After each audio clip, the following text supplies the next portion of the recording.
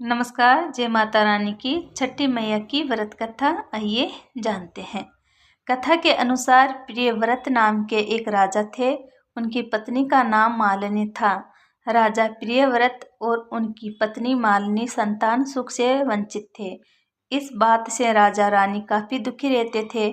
एक दिन उन्होंने संतान प्राप्ति के लिए महर्षि कश्यप से पुत्र सृष्टि यज्ञ करवाया।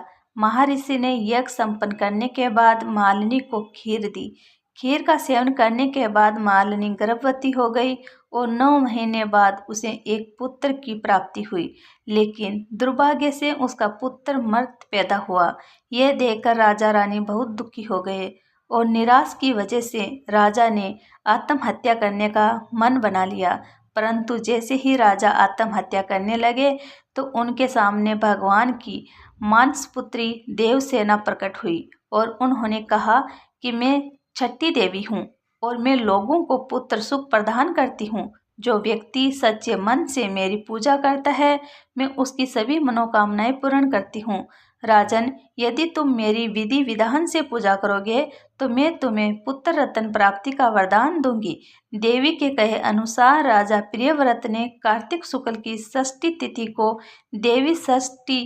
देवी की पूजा की। इस पूजा के फलस्वरूप रानी मालिनी एक बार फिर से गर्भवती हुई और ठीक 9 महीने बाद उन्हें एक सुंदर पुत्र की प्राप्ति हुई। कहते हैं कि तभी से छठ पर्व मनाए जाने की परंपरा शुरू हुई है।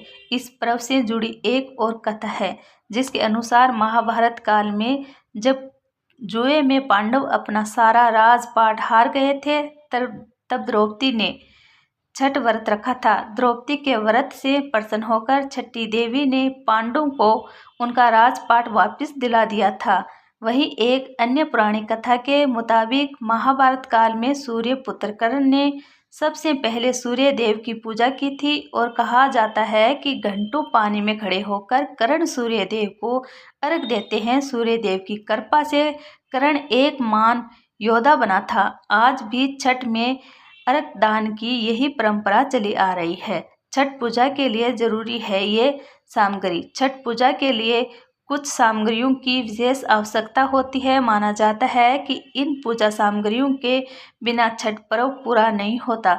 छठ पूजा की पूजन सामग्री में बांस की टोकरी, सौंफ, नारियल, पत्ते लगे गन्ने, अक्षत, सिंदूर, धूप, दीप, थाली, लोटा, नए वस्त्र, नारियल, पानी भरा अदरक का हरा पौधा, मौसम के अनुकूल फल, मिट्टी या पीतल का कलश, कुमकुम, पान, सुपारी,